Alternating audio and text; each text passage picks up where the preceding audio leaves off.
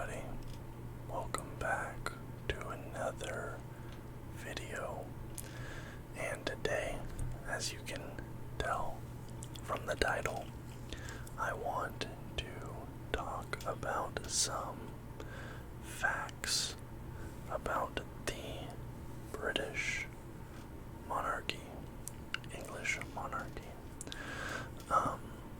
Obviously, earlier today, Queen Elizabeth II passed away, and Charles was crowned King Charles II, although I don't believe that he has publicly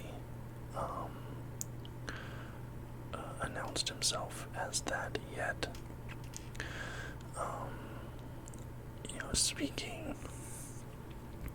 Speaking as an American, the Queen, it's kind of a weird thing, right? Because she doesn't play any role in the day-to-day life or have any say of anything that happens in the United States. I mean, we fought a war of independence against our country, right? But it's a weird thing. A lot of Americans really do love the monarchy and Queen Elizabeth in general. I was just looking earlier today. I'm gonna take off my glasses because the reflection. I was just looking earlier today after the news broke, and there was a YouGov poll, which is usually a pretty good polling service.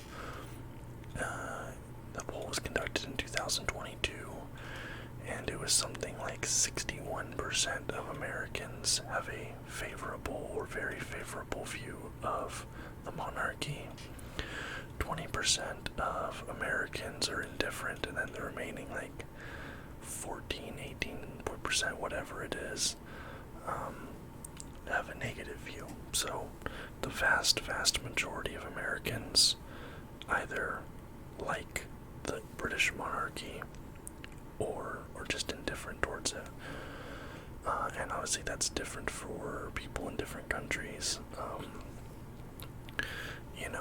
And growing up, she's obviously been the queen since I've been alive. I'm 28 years old. I was born in 1994. So I didn't know a world without Queen Elizabeth, and she's always kind of this, just fixture, and you'd see her around places, and every time we elected a new president, he would go take a photo with her and all this stuff, and she's met 14 presidents or something like that, the most of anybody ever, from Truman to Biden, I'm pretty sure is what it was, and everybody in between except for LBJ, for some reason, not sure why. But yeah, it's just a very interesting day, and I found myself being more emotionally affected by it than I sort of thought or assumed I would. Everybody knew this was coming, and there was a report earlier today about her health not being fantastic, and then I was literally reading the report about her not being in a good condition, and then as I was reading that article, breaking news, the Queen has died, deteriorated quickly. Also interesting to note that I have looked at the currency of two countries on this YouTube channel, which featured the image of the Queen, one of which is the currency belonging to that country right there, Canada, of which she was technically the head of state of Canada. So I had some people asking to do a fact video, ASMR facts, just talking about things, and this seemed like a good opportunity for me to do that. So there's a few things I want to talk about. First of all, I want to talk about Operation London falling. Operation London Bridge. Operation London Bridge is the protocols that are semi-public. They were leaked a little while ago, but the exact details obviously could have changed, but the leak allowed us to know that these protocols exist. But Operation London Bridge is a very intricate set of protocols and a schedule that will be followed upon the death of the monarch.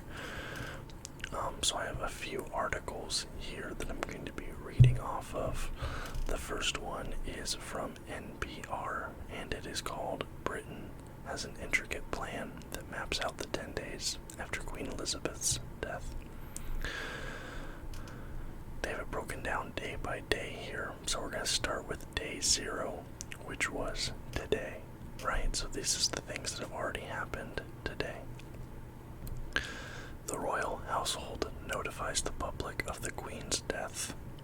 Prince Charles immediately succeeds to the throne upon his mother's death. He will be known as King Charles III.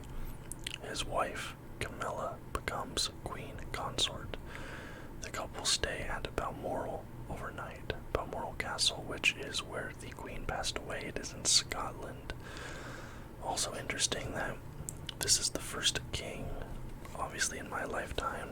It's the first king in many people's lifetimes. It's going to be really weird saying the king, right? God save the king. Long live the king. These things are going to change, because I believe that, it's been a while. It's been a very long time since there's been a king. Still on day 0, flags fly at half-staff across the British government.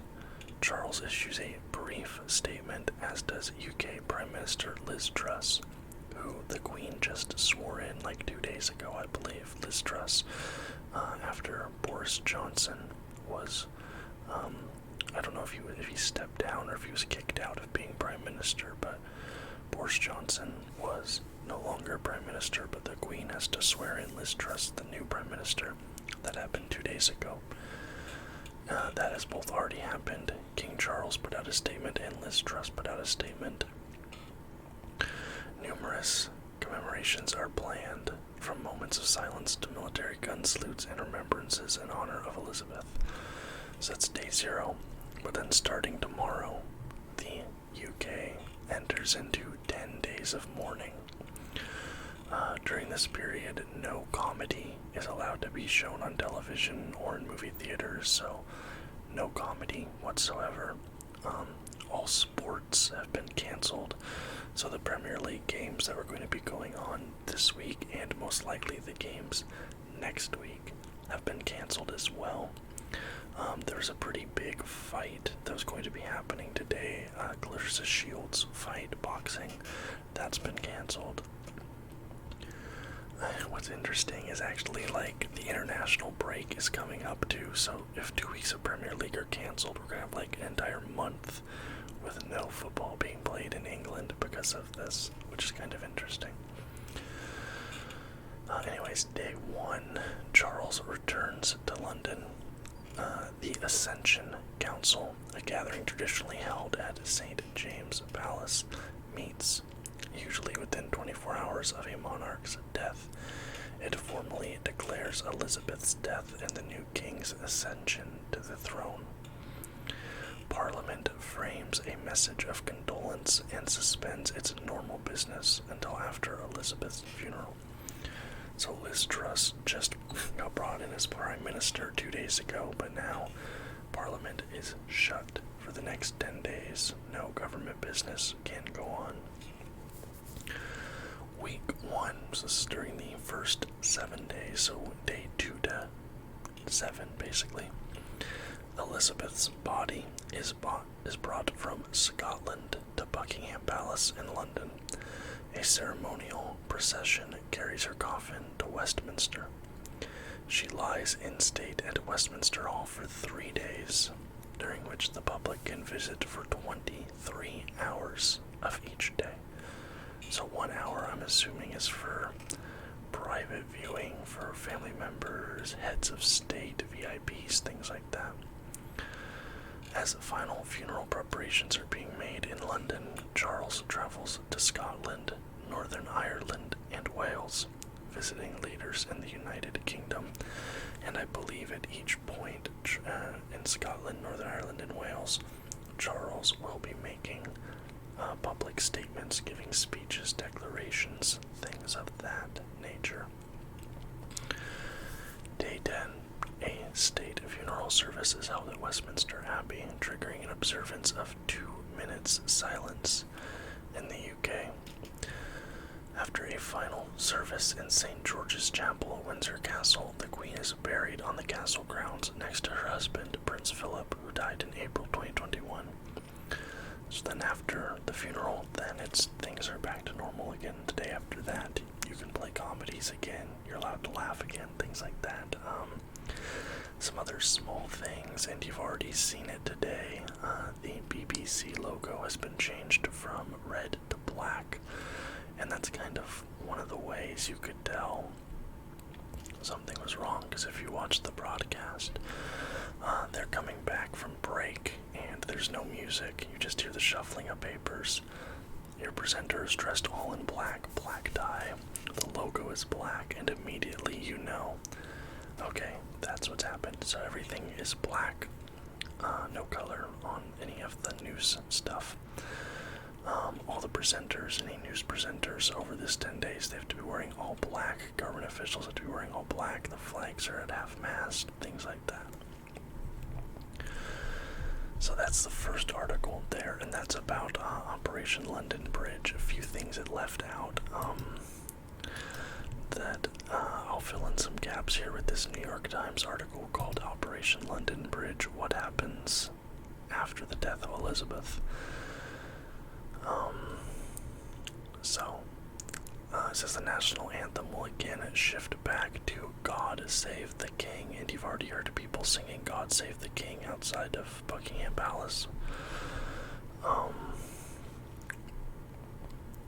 So according to the documents that were leaked, the Queen's private secretary would call the Prime Minister, so the secretary would call Liz Truss, and all he says is, London Bridge is down. Hangs up, and London Bridge is down. Lets them know the Queen has passed away.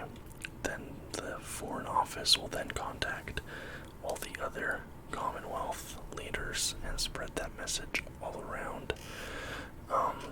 Obviously, they're going to have to reprint the money. So the British pound, any of the Commonwealth countries, you're going to see, in Canada, the $20 bill has the Queen's face on it. Well, now it's going to have King Charles on the Canadian 20. I forget what it was in Australia, but one of the Australian bills has the Queen's face on it. No, that's going to be King Charles. And when King Charles passes away, King William will be on the money, etc., etc.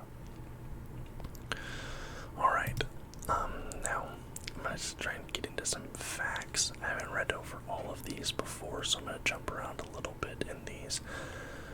But the first is this article from history.com, and it is 7 key facts about British royal history.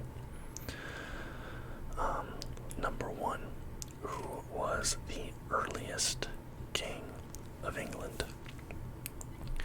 The first king of all of England was Athelstan, who lived from 895 to 939 AD, of the House of Wessex. He was the grandson of Alfred the Great, and the 30th great-grand-uncle to Queen Elizabeth II.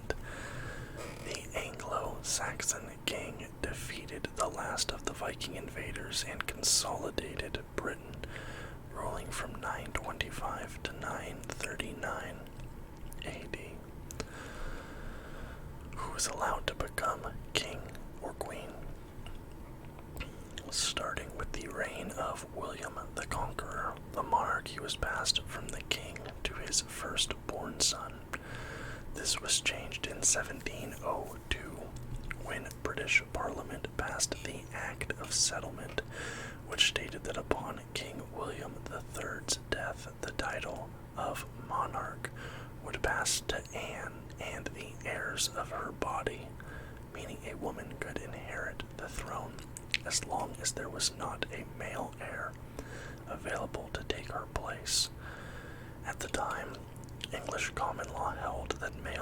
heirs inherited the throne before their sisters.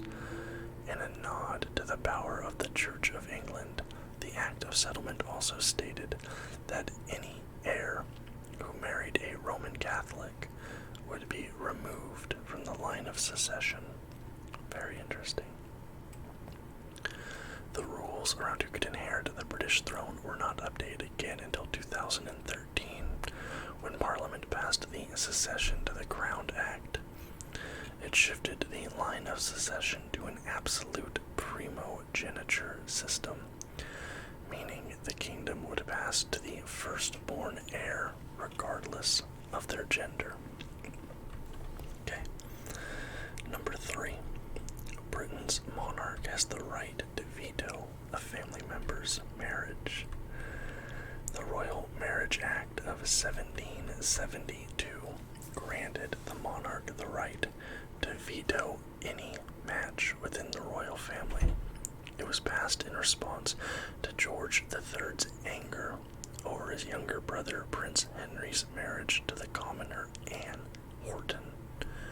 Ever since, royals hoping to wed have had to ask the crown's permission to marry. This permission was not always granted.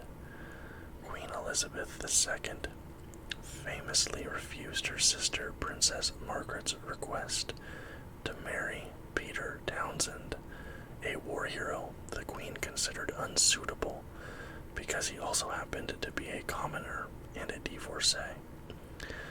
This power was curtailed slightly with the passage of the Succession to the Crown Act of 2013, which enabled heirs outside of the first 6 in the line of royal succession to marry without the monarch's permission. Number 4. Kings and Queens of England. I don't know what that was. Number 4. Kings and Queens of England did not have a last name until World War I. Until the early 20th century, reigning sovereigns were referred to by their family or house name. For example, Henry VIII and his children were all Tudors, followed by a series of Stuarts. This changed during World War I, when England was at war with Germany. King George V had some awkward family connections. His grandfather, Prince Albert, was born in Germany, and through him George V inherited the title of head of the House of Saxe-Coburg-Gotha. To create a sense of distance between the British throne and their overseas relations, the family name was replaced with a more modern English surname, Windsor. The name was inspired by Windsor Castle, which was founded by William the Conqueror. Number 5. Can British royals marry commoners? British royals were marrying commoners as early as the 15th century, though in a family where bloodlines determine power, the pairings were always controversial. In 1464, King Edward IV secretly married commoner Elizabeth Woodville, a widow. The future King James II also married a commoner, Anne Hyde, whom he'd gotten pregnant. She passed away before he became king. With the passage of the Royal Marriages Act of 1772, in response to Prince Henry's marriage to the commoner Anne Horton, royal commoner marriages virtually disappeared for almost 250 years. As societal rules around marriage, divorce, and partnership shifted, so did royal marriages. Both children of Prince Charles and Princess Diana were permitted to marry commoners. Prince William married Kate Middleton, the daughter of parents who own a party supplies company, in 2011, and his brother Harry married American actress Meghan Markle in 2018. Can royals get divorced? Getting a royal divorce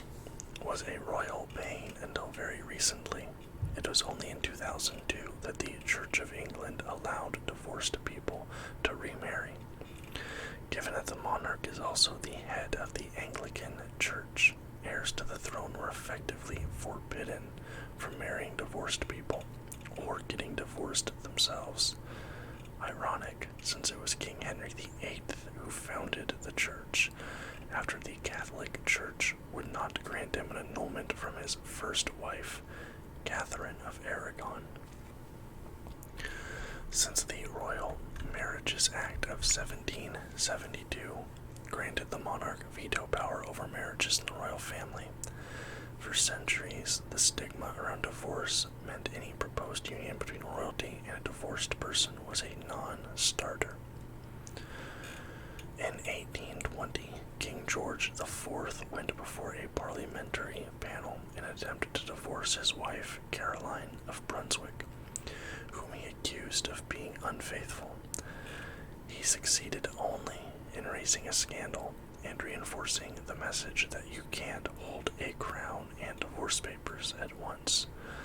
In 1936, Edward VIII abdicated the throne in order to marry the twice divorced American Wallis Simpson.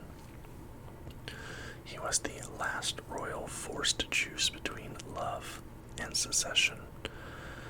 Before the 2002 church ruling, Queen Elizabeth II's sister, Princess Margaret, was permitted to divorce in 1978, and in 1996, Elizabeth II approved the divorce between her son Prince Charles, now King Charles, and Princess Diana. Charles would go on to marry the also divorced Camilla Parker Bowles in 2005, while his son Harry would marry divorcee Meghan Markle in 2018.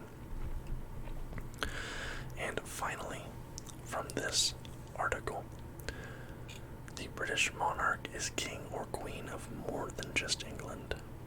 In addition to being head of the Anglican Church, the British monarch is also head of the Commonwealth, an association of 54 independent countries, most of which were once colonies or outposts of the British Empire.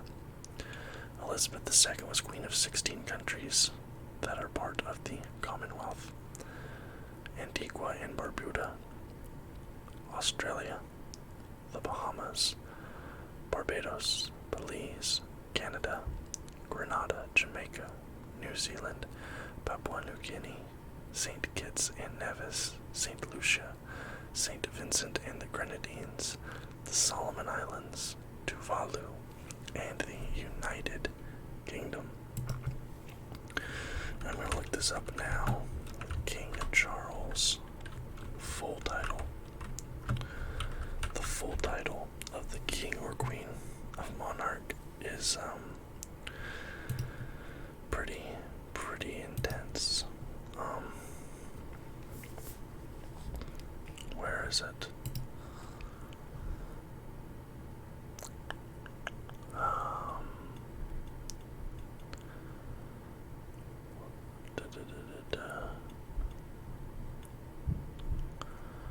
I wish I could see it. His Majesty Charles III, by the grace of God, of the United Kingdom of Great Britain and Northern Ireland, and of his other realms and territories, King, head of the Commonwealth, defender of the faith. It's a pretty cool title. I think it used to be even a little bit longer, but finally, we have this other article. This will be where I'll end. This will be a little more maybe funny, upbeat. This is from evanEvansTours.com, which according to their website is Britain's finest sightseeing. And they have this article entitled 10 Unusual Facts About the Royal Family. So we'll just go through some of these unusual facts. The Queen has 2 birthdays.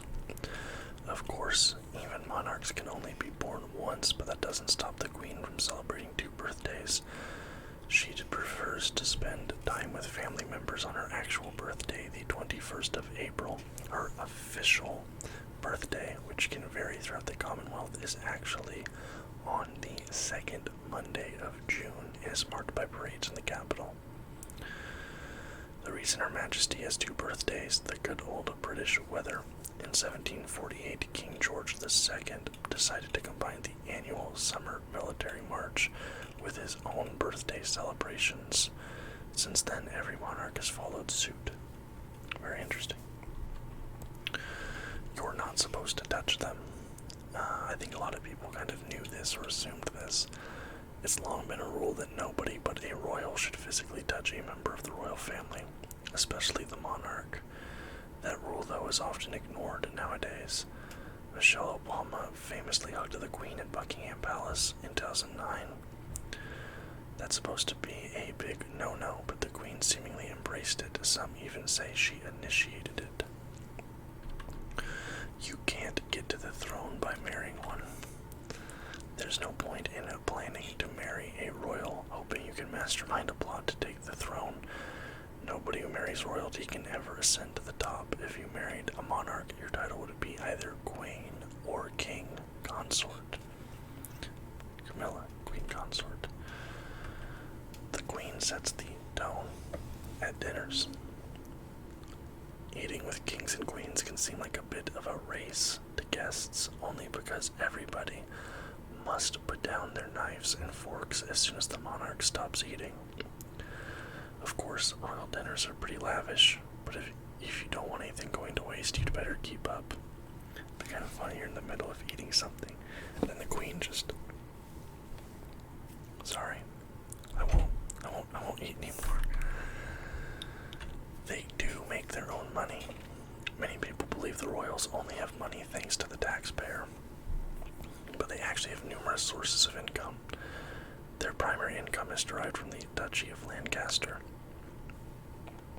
a portfolio of residential, agricultural, and commercial properties.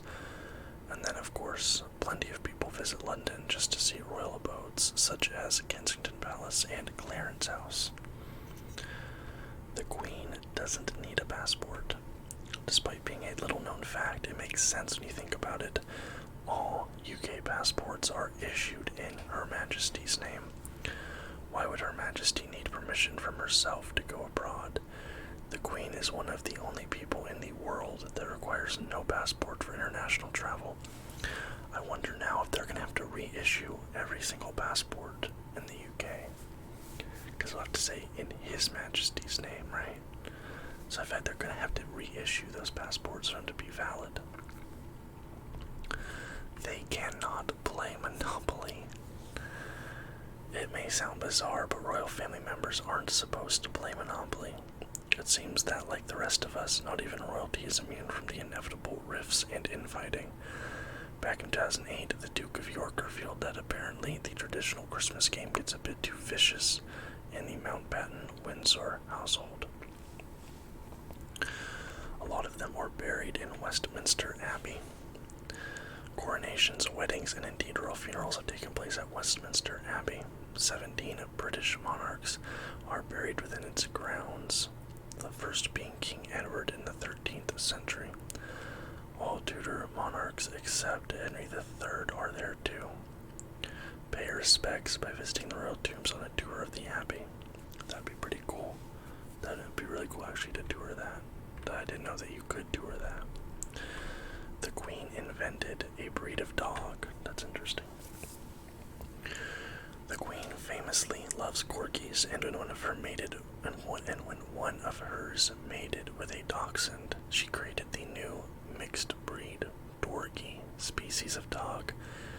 Thanks to their loyalty, intelligence, and friendliness, almost all Dorgies are said to be as adorable and loving as they are cute.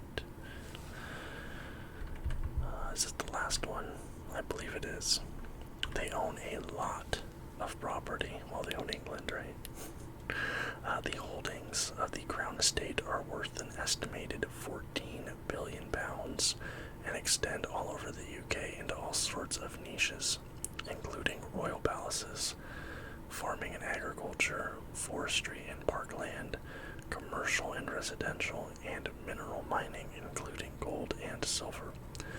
Plus much, much more. They also hold the rights to race courses such as Royal Ascot and even some malls and shopping centers.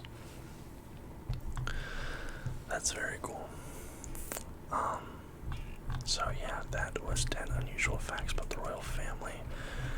And overall, thought this would be a cool topic for a video. I have always had a fascination with the royal family and with royalty and monarchy in general.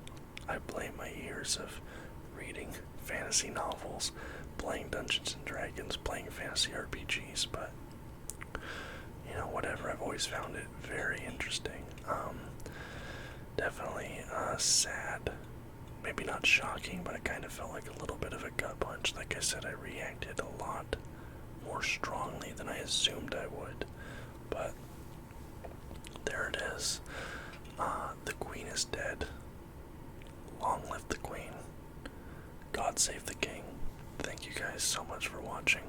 If you enjoyed this video, please leave a thumbs up and subscribe to the channel for more content just like this every single day. And until next time, guys. Bye bye.